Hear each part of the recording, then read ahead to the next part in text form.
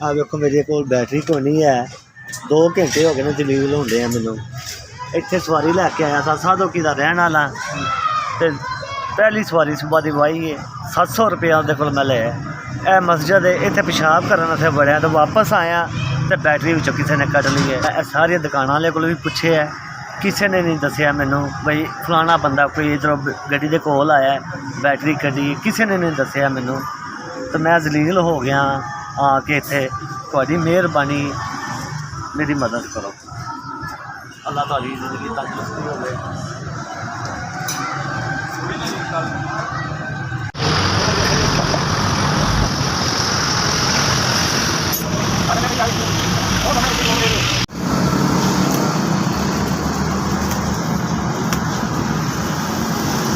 भाई तुसीं साथ ना दिता होंदा तो मैं तो रुल जाना सी। बड़ी बड़ी मेहरबानी तुहाडी।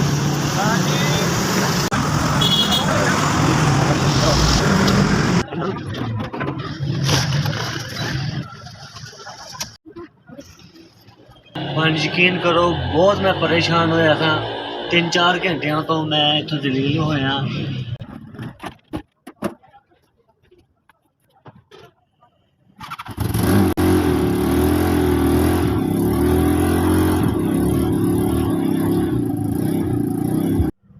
अस्सलाम वालेकुम जनाब, तुहाडी बड़ी बड़ी मेहरबानी।